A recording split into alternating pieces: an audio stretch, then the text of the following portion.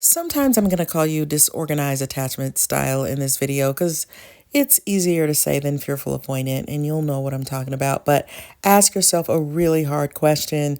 Could you fall in love with the wrong person?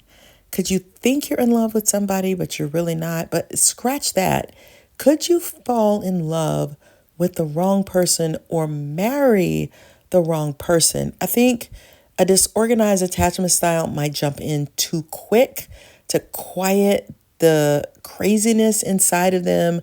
Like, I'm connected with this person, and that quiets that longing, that yearning, that confusion, and I can have some peace. Or they could hold out way too long looking for the perfect partner who has no imperfections and never seem to find that. Perhaps they fell in love before and that feeling was so intoxicating that they're trying to recreate it and can't find it anywhere. So this could be a problem. I want you to grasp onto a concept that I just recently discovered, and that is love is involuntary. Love is involuntary, meaning it is elusive. It is not something that you can control.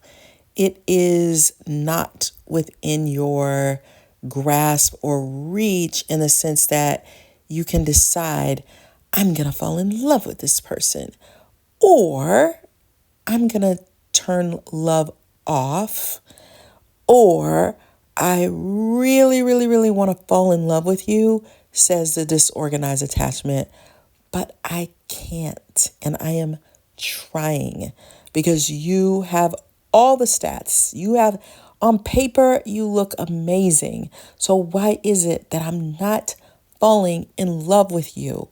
I need to fall in love with you because you are the perfect person. You have everything I ever dreamed or wanted, but my disorganized attachment style is looking for some imperfection. It's looking for some flaws. It's looking for some damage.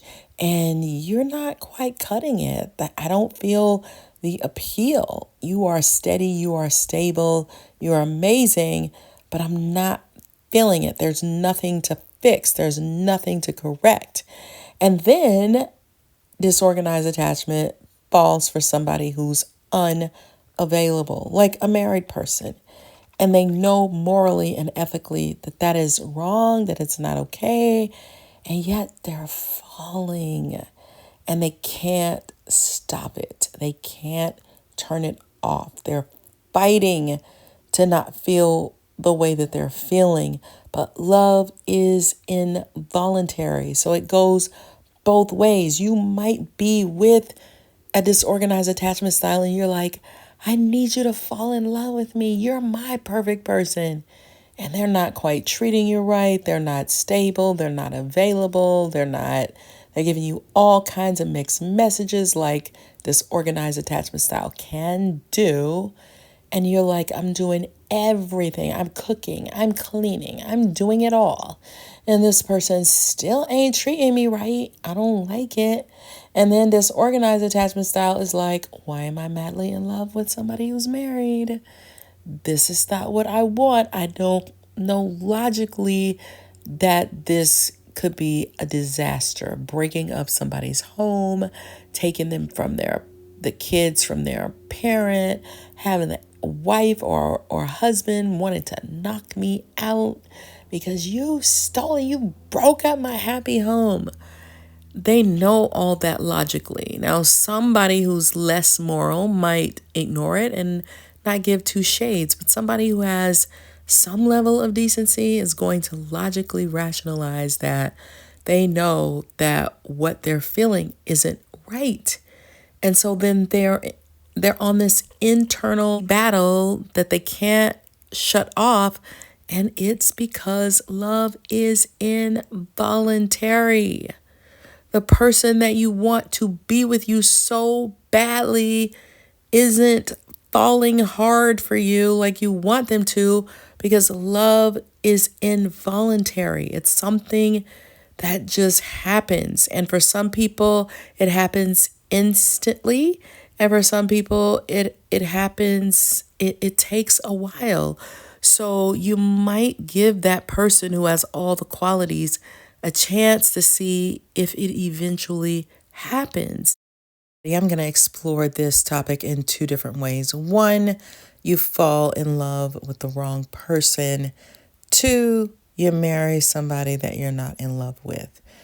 I think a disorganized attachment style could fall into either one of these categories if they're not careful, because there's an intensity to this attachment style, and there can also be confusion with this attachment style. So what originally prompted me to do this video was I watched this pastor and his wife, where it just seems like the wife has been hidden for decades or years.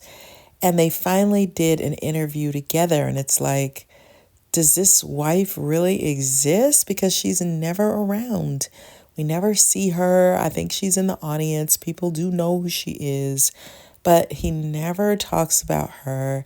It's like they're living separate lives.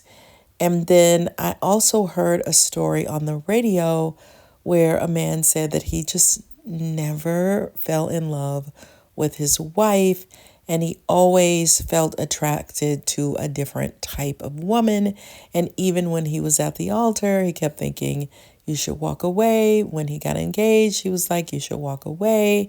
And then it was just too late.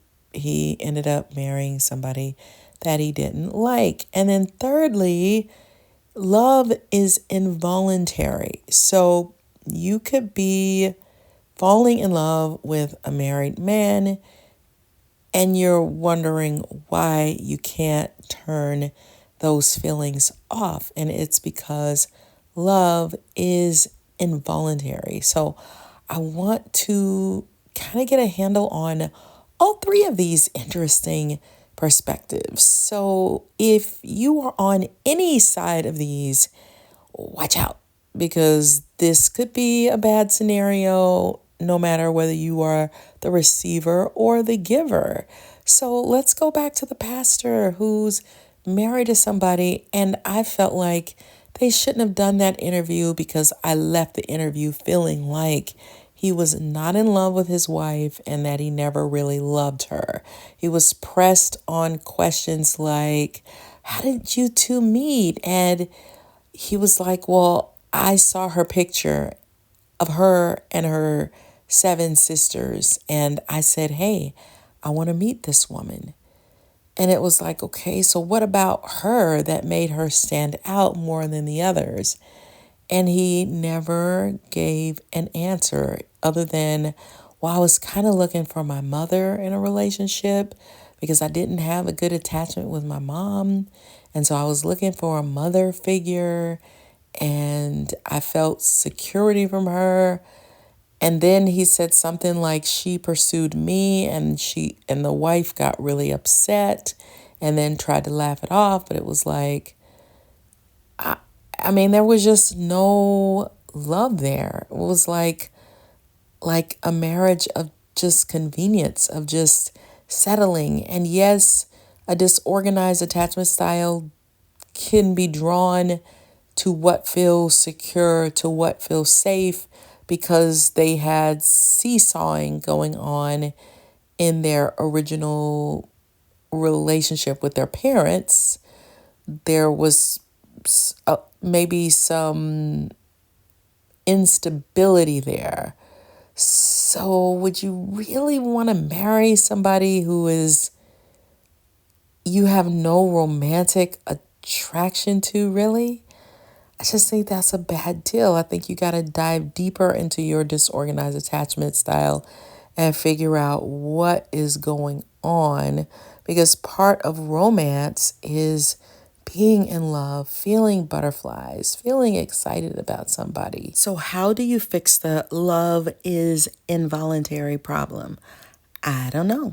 I have no idea. I think it's something that you have to grapple with. I think you have to give yourself a mental break and understanding that you can't control it, because what's worse than trying to control the uncontrollable. I think you have to accept some facts that this is not something that I can help. I'm not trying to be a bad person on purpose. And then you have to fight to make the correct actions and do the right thing and take steps to not do the wrong thing, even though it defies how you're feeling, which also will send a disorganized attachment style into complete confusion because you're doing the opposite of what you feel. If I want to hug you, I want to hug you. If I want to kiss you, I want to kiss you. If I want to hold your hand, I want to hold your hand. If I want to profess my love to you, I want to tell you, I love you. I like you. I'm so into you. I want to spend time with you. And what they end up having to do is do the opposite of everything they feel like doing. So then you're sending your mind all these super confusing messages when you already have two tug of wars going on inside you. You got the anxious side and you've got the avoidant side. And now you're adding to that involuntary love. And it just gives this attachment style a beating, but the love at its core might be being created due to the confusion. How about this? Somebody wants to be loved so bad. And I think women more often fall into the category of, I just want to be married. I just want a committed relationship. I'll do anything for that. So then you could end up with somebody who is not in love with you, and you know it, but you want to quiet that biology in your soul, because women are biologically made to mate. And when they don't have a connection, it drives them crazy. It is the source of life. It's how they are biologically wired. And to quiet that means, let me get with somebody. And you know that person isn't in love with you. You know they're not treating you right.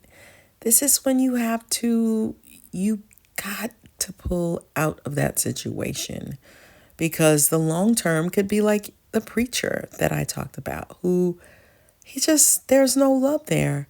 And she's feeling that rejection for the rest of her life.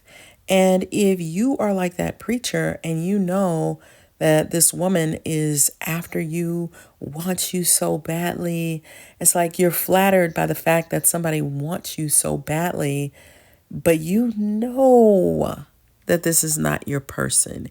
You know that you're going to be longing for somebody else. You're going to be tempted to cheat. You're going to be miserable. You're not going to feel the chemistry you need. Maybe you just fell for her because of the intimacy was good, but you know that this is really not your person. Please make the hard decision before it's too late and do the right thing and break it off, because you are going to be really frustrated being in a decades-long marriage and you know you're not in love with that person. Cut it off, get it over with. Men don't like to break up with women, but you got to do that in this case. Please, please, please. If you find yourself about to have an affair with somebody, you might want to tell yourself, there's somebody else coming. There's somebody else amazing coming who can give me all of their time.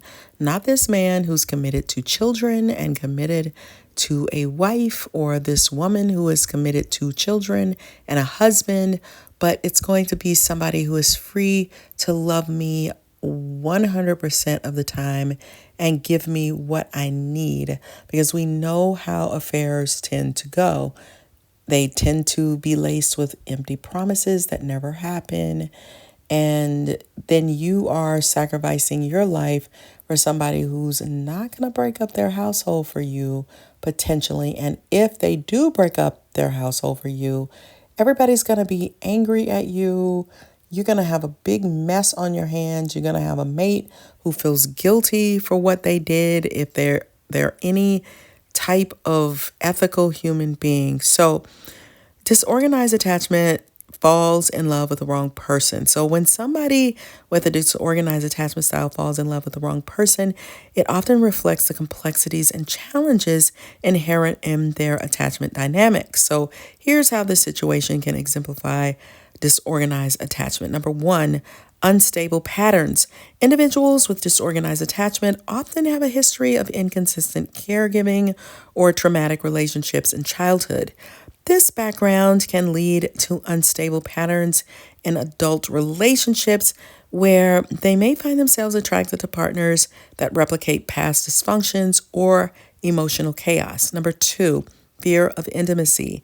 Even when they develop feelings for someone, their fear of intimacy can cause them to choose partners who are unavailable or emotionally distant. This reinforces their anxiety and fear as they may unconsciously choose partners who confirm their beliefs about relationships being unsafe. 3. Idealization and devaluation. Disorganized attachment can lead to cyclical patterns of idealizing a partner and then devaluing them. A person may initially fall deeply in love with someone only to later recognize red flags or problematic traits, leading to disappointment and further reinforcing their fears. And sorry, you guys, I know I'm a little hoarse. I have a cold or something and I can't fake it.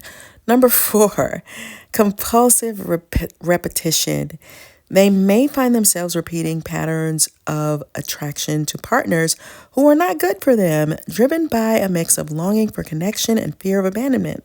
This can manifest as being drawn to partners who are emotionally unavailable or who trigger feelings of insecurity. 5. Emotional turmoil. Falling in love with the wrong person can exacerbate the emotional turmoil characteristics of disorganized attachment. The individual may experience intense highs and lows, oscillating between feelings of love, anxiety, and self-doubt as they navigate their relationship. 6. Difficulty with boundaries. People with disorganized attachment often struggle with establishing healthy boundaries, and they may become overly enmeshed with their partner or find it hard to recognize when a relationship is unhealthy, leading to further complications. 7. Fear of rejection. This fear can lead to self-sabotaging behaviors in relationships. Even if they genuinely love their partner, they might push them away out of fear of being hurt, thus creating a self-fulfilling prophecy where the relationship deteriorates. And number 8, longing for connection. Despite their attachment challenges, individuals with this style often deeply desire connection and love. However, their choice of partner may not align with their need for stability and security, leading to further pain and disappointment. So, if you're struggling with love, check out my book, Flip the Script on Love. I think it will help you. I am personally a disorganized attachment style, and writing this book really helped me. And then you may want to check out my book on narcissism, the workplace narcissist, because as a disorganized attachment style, you may have grown up with a narcissist, so you may attract narcissists. So you want to understand what it's all about, and my book is a great place to start. And if you love Myers-Briggs like I do, I wrote a book called From ENFJ with Love. Check that out because it's got a chapter on all the MBTI types. And I'm so grateful for all of you for hanging with me as I explore this journey with you. And I will see you on the next video. So be sure to subscribe and like this video. Bye, my lovely people.